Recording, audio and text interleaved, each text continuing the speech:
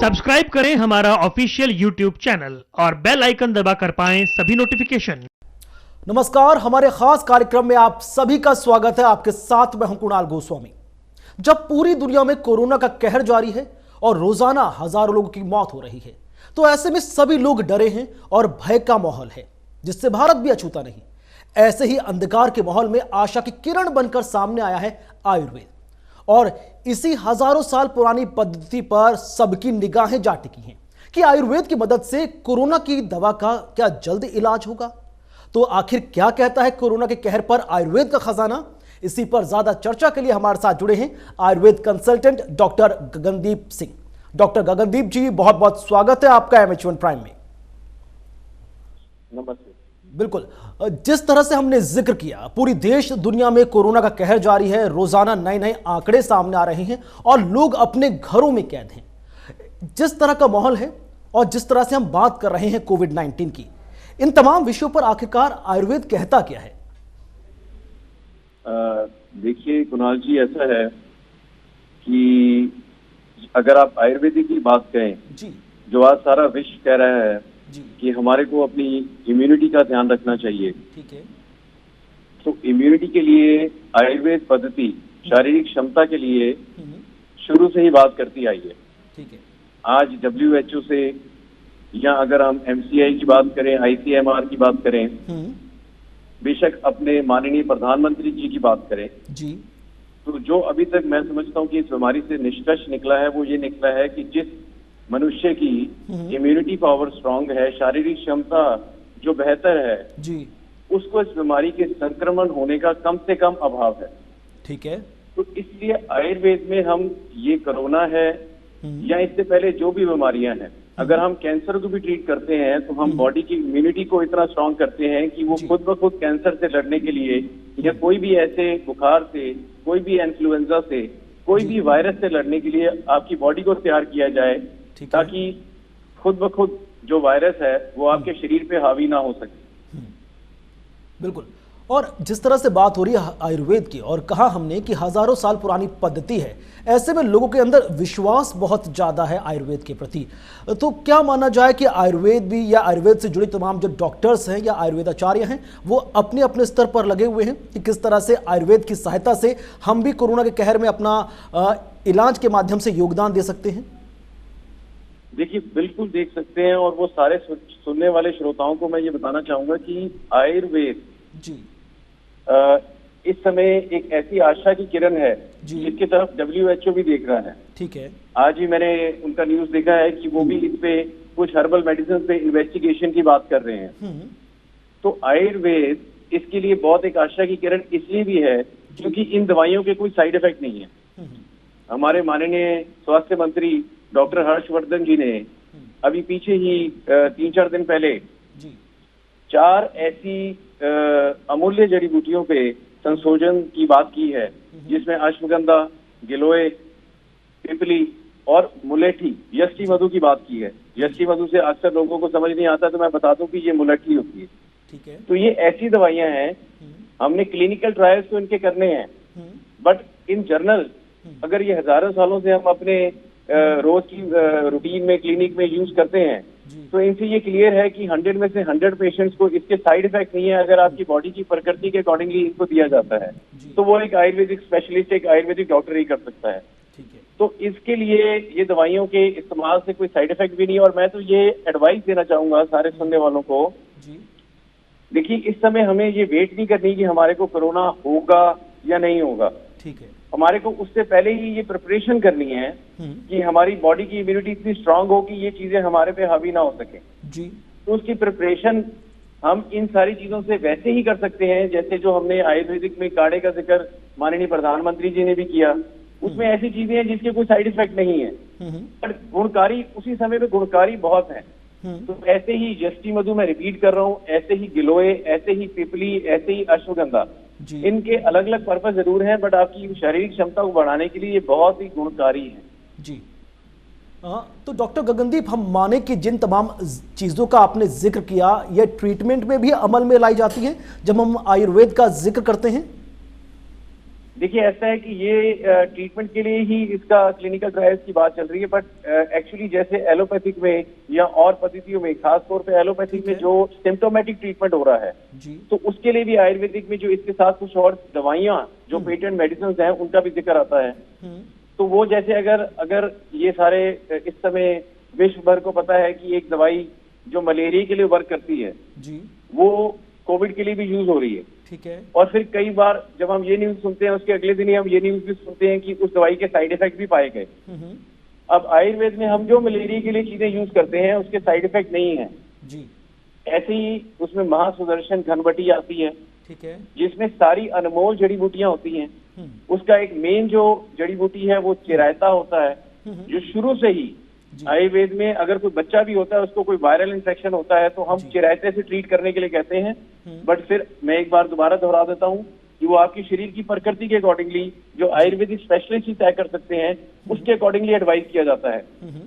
बाकी जो main protocol है वो इन दोनों के ऊपर ट्रायल चल रहे हैं, तो इसलिए वो अभी निश्चित तौर पे हम ये दावा नहीं करेंगे कि इससे ये बिल्कुल ठीक ऐसे हो जाता है। ठीक है। बट जहां पर एलोपैथिक से जो दवाइयां ठीक मतलब इसका इलाज सिम्टोमेटिक कर रही हैं, वैसे ही आयुर्वेदिक में सिम्टोमेटिक ट्रीटमेंट इलाज होता है, बट इसके बेनिफिट ये है कि इसके साइड इफेक्ट कोई नहीं होते हैं, ये फॉर श्योर है।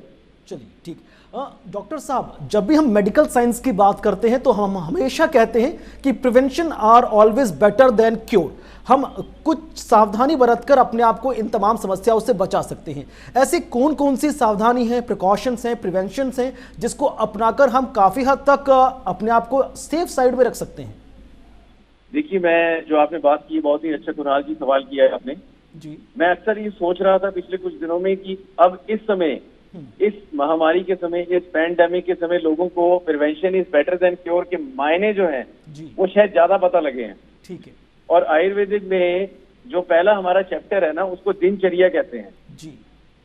हम अपने पेशेंट को एक कुछ ऐसी सिंपल चीजें पूछते हैं जब वो कहते हैं कि इसका इससे क्या रोल है। अच्छा। और वो हम शुरू से पूछते हैं कि आपका पहले नहाना, मेरी जो आदत है, मेरा एक वन लाइनर है, मैं पेशेंट से पूछता हूँ कि आप पहले नहाते हैं पहले खाते हैं जी। तो आज का युवा पीढ़ी जो है, यंगस्टर्स हैं, उनका नहाने का समय, उनका खाने का समय फिक्स नहीं है जी। तो सबसे पहले जो इम्यूनिटी स्ट्रांग होती है वो किसी भी औषधि, किसी भी दवाई से पहले आपके नियम से होती है, आपकी डिसिप्लिन से होती है, आपकी रूटीन से होती है जी। तो ये जो महामारी के अंदर हम अपने आप प्रिकॉशंस ले सकते हैं जिससे हमारे को किसी भी चिकित्सक पे, किसी भी फिजिशियन पे, डॉक्टर पे निर्भर नहीं होना, वो हमारी रूटीन है। और इसको हम ऐसे ही लाइटली ना लें। रूटीन की प्रेफरेंस अगर आपकी होती है, आप सुबह के समय नहा रहे हैं, शाम को दोपहर को नहीं नहा रहे हैं, दिन के समय शयन सोना नहीं कर रहे हैं, समय पर सो रहे हैं, अपना घर बैठ के ही कुछ योगा का, प्राणायाम का, कुछ अपनी डाइट का ध्यान रख रहे हैं, तो आपकी इम्यूनिटी अपने आप ठीक है। ठीक है। अच्छा। तो इसलिए इनका प्रिकॉशन लेना, इन चीजों का ध्यान रखना अपनी दिनचर्या का बहुत ज्यादा जरूरी है, सिर्फ कोविड में नहीं, हर एक बीमारी से लड़ने के लिए, और कोविड के इस माहौल में अत्यंत जरूरी है। ठीक। ये तो डॉक्टर साहब बात थी लाइफस्टाइल की। बात कर ली जाए, हम कह रहे कि आज के वक्त में ज़्यादातर लोग अपने घरों में कैद हैं। ऐसे में जब आप एक ही जगह रहते हैं तो अवसाद यानी कहीं ना कहीं डिप्रेशन का शिकार भी होते हैं। ऐसे में पॉजिटिव एटीट्यूड या पॉजिटिव परसेप्शन कितना महत्वपूर्ण है, और जब बात आयुर्वेद की होती है तो इन तमाम चीज़ों को कैसे बैलेंस किया जा सकता है? देखिए, ये भी बहुत जानना जरूरी है। मैं इसके लिए भी बहुत, क्योंकि बीइंग अ डॉक्टर मेरे को ये थोड़ी सी, जो मेरे साथ जुड़े हुए पेशेंट्स हैं ना जी, उनकी इस चीज की चिंता जरूर रहती है, क्योंकि रोज से मैं न जाने कितने लोगों के क्वेरीज, उनके व्हाट्सएप पे मैसेजेस, उनकी कॉल सिर्फ एक ही चीज के लिए अटेंड कर रहा हूँ कि दे आर इनटू फियर।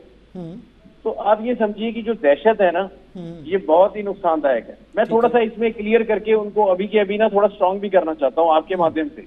बिल्कुल। देखिए, जो फियर है, जो एक किस्म का चिंता है, ये बहुत बड़ा रोग है।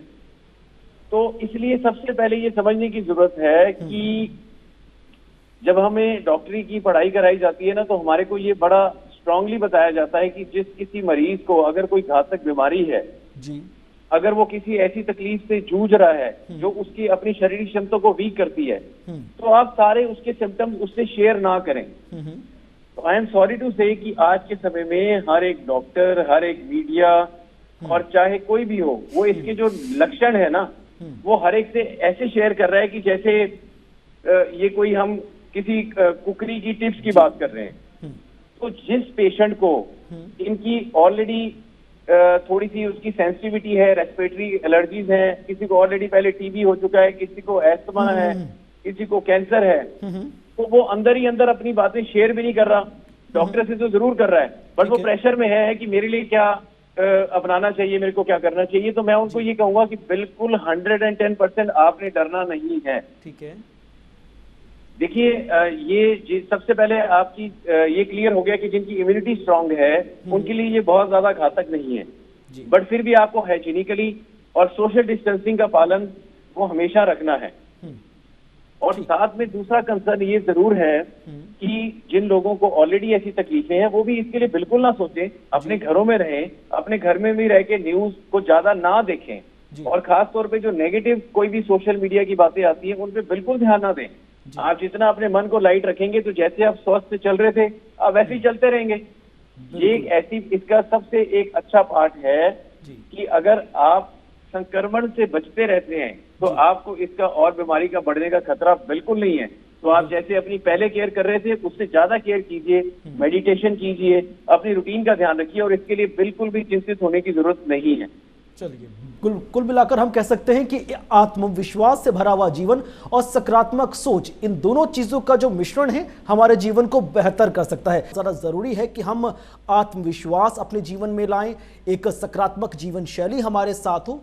लेकिन इस बीच आप ये मानेंगे कि लोगों के अंदर इस बात को लेकर भी जागरूकता आई है कि सैनिटाइजेशन कितना महत्वपूर्ण है, किस तरह से हम सोशल डिस्टेंस मेंटेन कर सकते हैं, मास्क या ग्लव्स की सहायता से हम अपने आप को संक्रमण से बचा भी सकते हैं।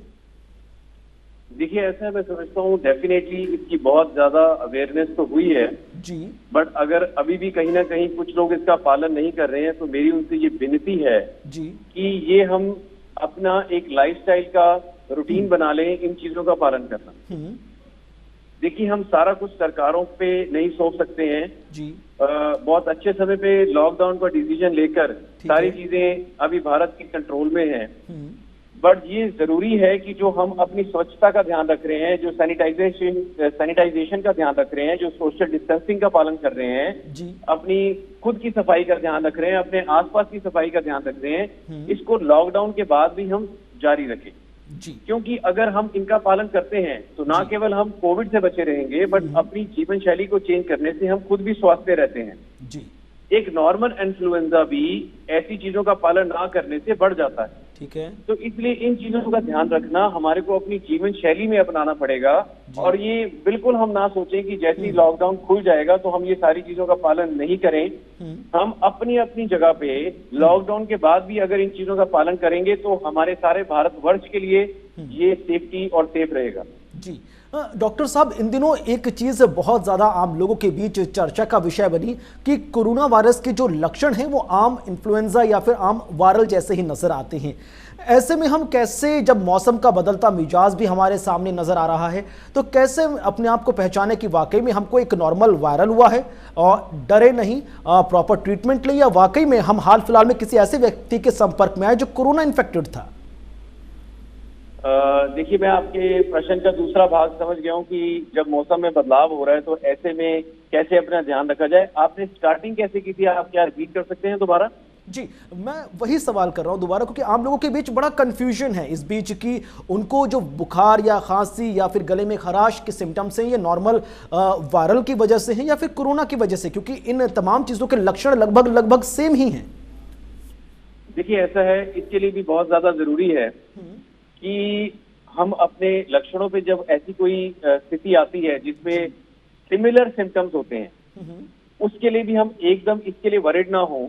हमारे को ये जरूर अपने आसपास ध्यान रखने वाली बात है, कहीं जब हमारे को ये सिम्टम हो रहे हैं तो उससे पहले हमारा किसी ऐसे पर्सन के साथ जिसको ऑलरेडी जुकाम, खांसी, सर्दी रहा हो तो हमारा उससे कहीं मेल तो नहीं हुआ, और कहीं ये इसके साथ कुछ सिम्टम्स मैं आपको बता देता हूँ कि जैसे इसमें मेन सिम्टम्स हर एक को ये भी हमारे पास क्वेरीज आ रही है कि लोगों को गले में खराश, गले में बलगम ड्रिप करती हुई, या कईयों को अननेसेसरी इवनिंग में फेवरिश फीलिंग हो रही है, तो इसका कोरोना के साथ कोई लिंक नहीं है जी।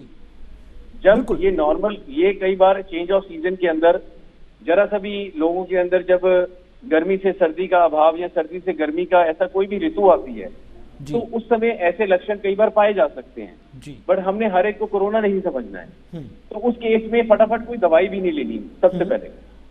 बिल्कुल। आप लेकिन डर के अंदर कोई भी टैबलेट, बेशक आयुर्वेद की, बेशक कोई एलोपैथी की, बेशक कोई होम्योपैथी की, मैं आपको ये बताऊंगा कि एक नुक्ते को अगर आप समझ लेंगे ना, उसके आगे सारी चीजें फेल हैं। वो ये है कि आपकी बॉडी, आपका शरीर आपको खुद से तंदुरुस्त करता है। Your body is your real doctor. जी बिल्कुल। Body heels itself.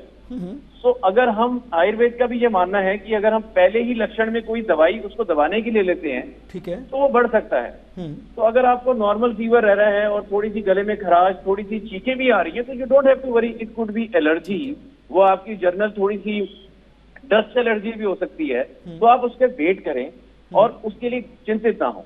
ठीक है। साथ में आप प्रिकॉशन ले सकते हैं, जो भी खाने पीने का सही समय पर अगर आपको लक्षण होते हैं तो सीधा दवा की तरफ ना जाके जी प्रिकॉशन की तरफ जाएं, जिसका हमने पहले भी जिक्र किया कि उसमें खट्टा खाना बंद कर दें, उसमें एसी का यूज बंद कर दें, ठीक है। उसमें आप जो हर्बल काढ़ा होता है जिसका जिक्र है, अगर आप कहें तो मैं उसके जो 4 इंग्रेडिएंट्स हैं उसका भी जिक्र कर दूं कि वो लोगों तक जा सके।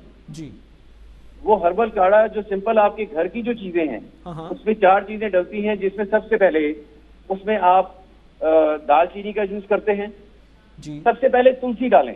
ठीक है। ठीक है जी। तुलसी अगर 4 भाग है तो 2 भाग उसमें दालचीनी डालें और 2 ही भाग उसमें आप शुंठी का यूज कर सकते हैं और 1 भाग काली मिर्च। ये सबके घर की चीजें हैं, इसमें कहीं आपको बाहर जाके नहीं लेनी है। तो ये ऐसा काढ़ा है जो आपकी वो वाले लक्षण जो आपको चिंतित करते हैं उसको भी ठीक करेगा और साथ साथ आपकी इम्यूनिटी के लिए भी अच्छा है। आप इसको मिनिमम दिन में 1 बार या 2 बार ठीक है। 1 हफ्ते तक ले सकते हैं। ठीक। जो सिंपल है। बिल्कुल।